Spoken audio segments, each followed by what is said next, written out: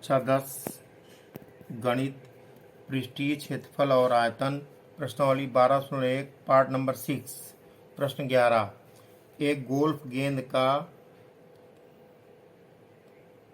401 semi है। Golf गेंद के व्यास होना चाहिए। एक गोल्फ गेंद का व्यास, तो यहाँ पर व्यास लिखा होना चाहिए। ये यहाँ पर व्यास है, गोल्फ गेंद का यहाँ व्यास तो लिखेंगे दिया है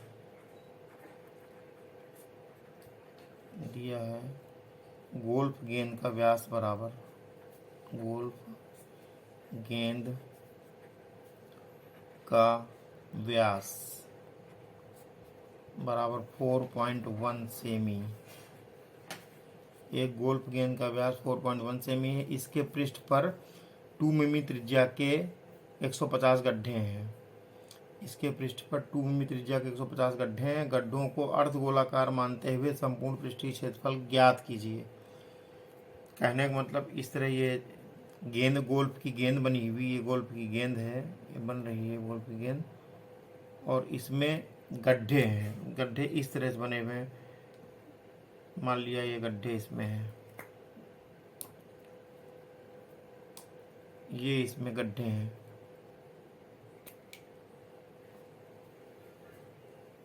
सब गड्ढे गोलाकार हैं, गोले के आकार के इस तरह गड्ढे बने हुए हैं। तो लिखेंगे यहाँ पर माना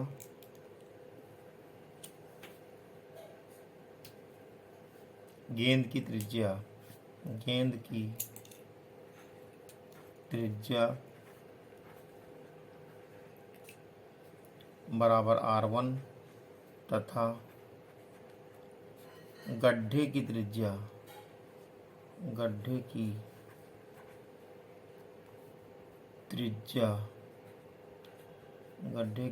बराबर R2। ये हुआ।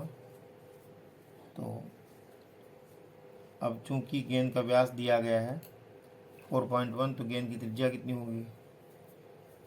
चूंकि गेंद का व्यास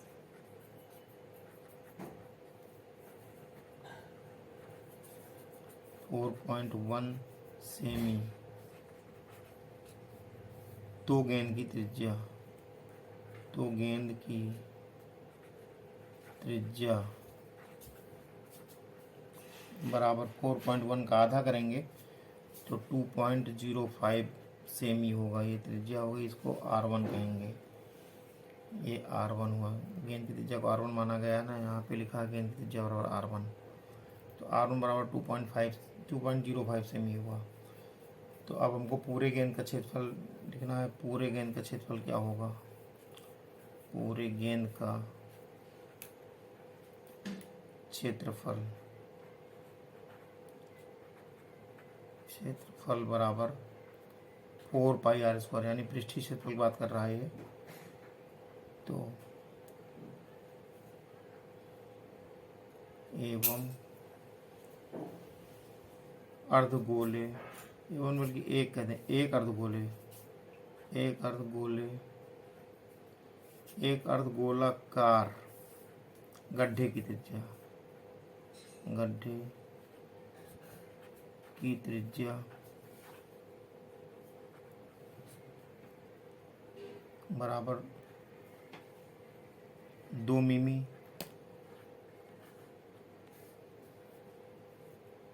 तो ये पहले सेमी है, इसका 2.5 सेमी बनाएंगे तो हो जाएगा 0.2 सेमी। 0.2 सेमी हुआ ये, यानी यहाँ पर R2 बराबर 0.2 सेमी इसका होगा गड्ढे का। तो R2 बराबर 0.2 सेमी यहाँ से आ गया। तो क्षेत्रफल जो होगा, क्षेत्रफल यहाँ A बराबर लिखेंगे हम 4πr1² प्लस 150 गुणे 2πr2² माइनस 150 πr2² होगा यहाँ से।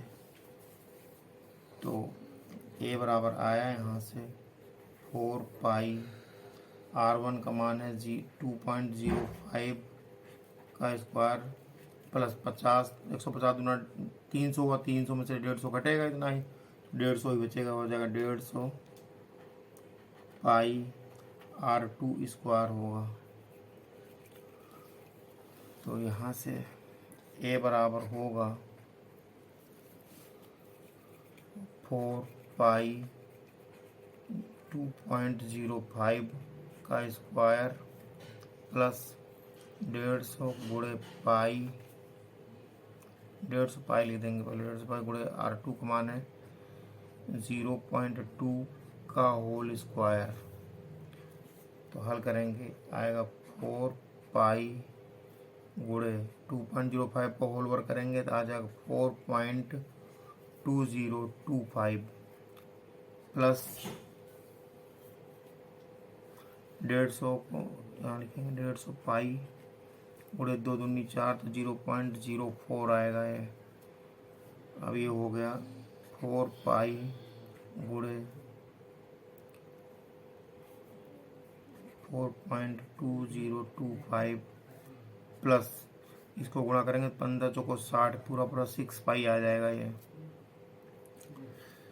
तो अब इसको गुणा करेंगे तो ये हो गया 4 पंचे 20 का 0, हासिल आए तो 4 दूनी 8, 2 10, हासिल आए 1, 1 का 1 हो गया, 4 दूनी 8 हुआ और फिर 4 चौक 16, ये हुआ पाई प्लस 6 पाई। तो जोड़ेंगे तो हो जाएगा 22.81 पाई सेमी स्क्वायर, ये हुआ। तब हम पाई का मान रख देंगे, ये हुआ 22.81 गुणे 22/7। इसको हम काटेंगे तो ये होगा 7 एकन्नम 7, 7 त्रिक 21, 1 22 18 हो, 7 दूनी 14, पॉइंट लगाने का 14, 4 18 हो गए, 7 दूनी 14, 4 18 होता है 41 हो गए, 7 25 35, 35 6 41 हो गए, 60 7 8 56, ये इतना आया। तो ये आ गया यहाँ पर 3.258 गुणे 22, दशमलव 2 अंकों तक उत्तर लिखा जाता है। गुणा करेंगे इसको तो आ जाएगा 71.68 सेमी स्क्वायर। गुणा करेंगे आएगा थोड़ा ज़्यादा इसमें पॉइंट के बाद, लेकिन दोनों 2 ही अंक तो उत्तर लेंगे, इतना आएगा। लिखेंगे अतः गड्ढों और अतः संपूर्ण पृष्ठीय क्षेत्रफल, अतः संपूर्ण पृष्ठीय क्षेत्रफल,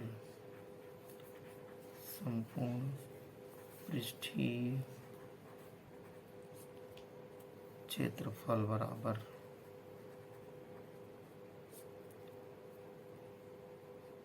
71.68 सेमी स्क्वायर। प्रश्न 12, एक गोदाम चित्र 12/18 में दिखाए गए आकृति के अनुसार है। ये चित्र बना, इसमें बना हुआ जो जैसा दिखा हुआ वैसा गोदाम है। भवन का निचला हिस्सा घनाभाकार तथा ऊपरी हिस्सा अर्ध बेलनाकार है। भवन की सभी माप चित्र में दिखाए गए अनुसार है। भवन का संपूर्ण पृष्ठीय क्षेत्रफल फर्श को छोड़कर ज्ञात कीजिए। तो लिखेंगे भवन का ऊपरी हिस्सा अर्ध बेलनाकार लिखा हुआ ना, लिखेंगे चूंकि भवन का ऊपरी हिस्सा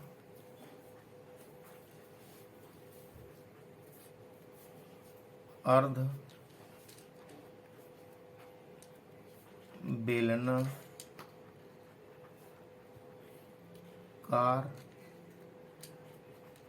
है। यहाँ लिखेंगे बेलन की लंबाई, बेलन की लंबाई बराबर 10 मीटर तथा त्रिज्या बराबर 3.5 मीटर।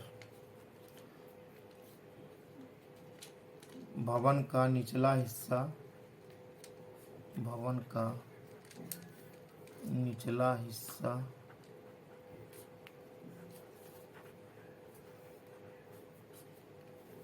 घनाकार है।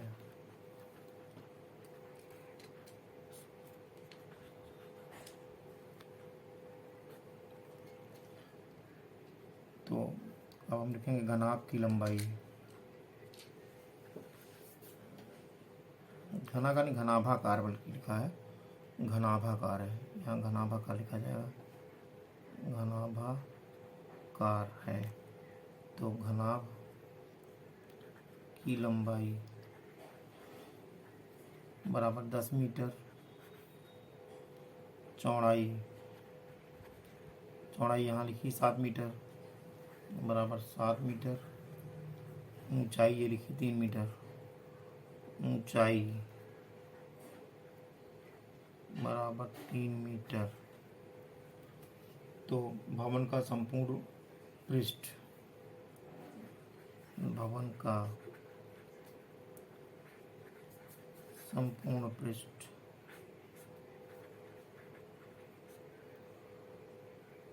यानी फर्श का संपूर्ण पृष्ठ का क्षेत्रफल, या संपूर्ण पृष्ठ हो जाएगा फर्श को छोड़कर, संपूर्ण पृष्ठ ही क्षेत्रफल, यहाँ लिखेंगे फर्श को छोड़कर ही कह रहा, फर्श को छोड़कर हो जाएगा बराबर चारों दीवारों का क्षेत्रफल,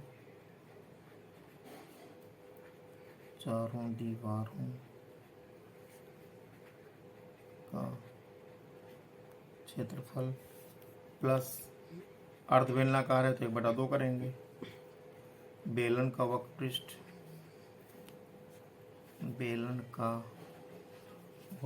पृष्ठ प्लस 2 अर्धवृत्तों का क्षेत्रफल, अर्धवृत्तों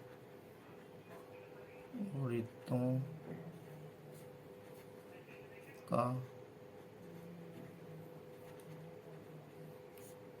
क्षेत्रफल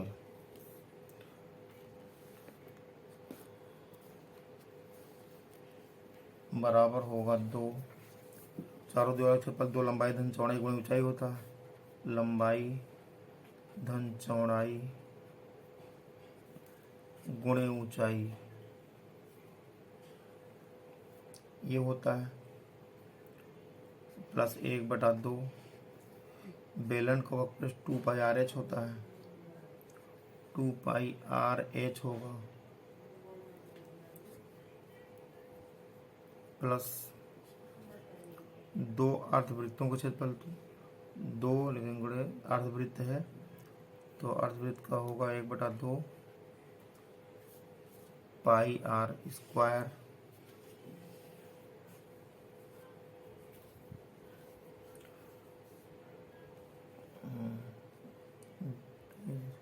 बेलनाकार है तो 2 अर्धवृत्तों का क्षेत्रफल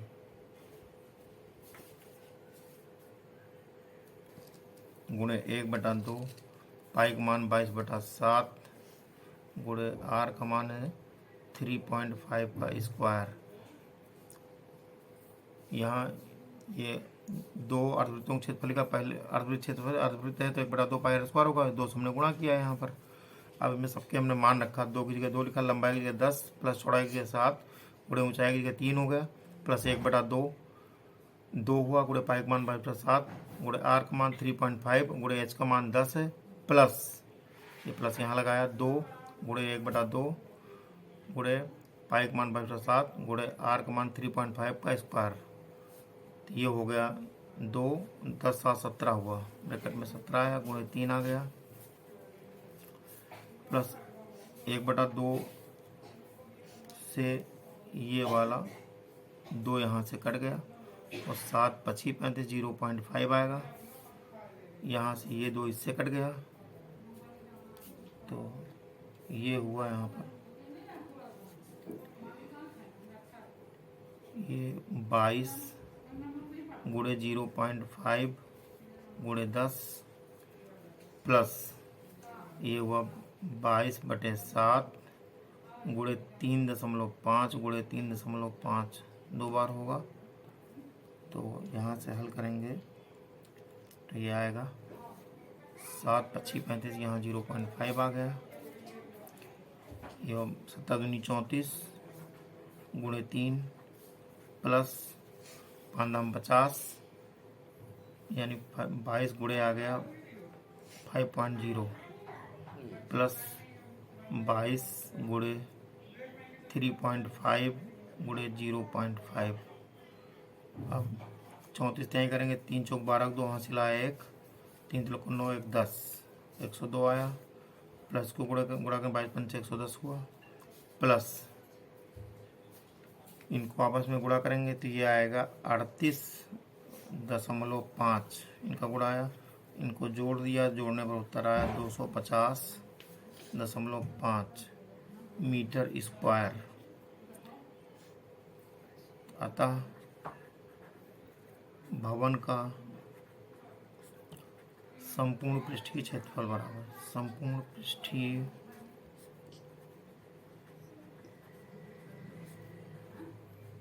क्षेत्रफल फर्श को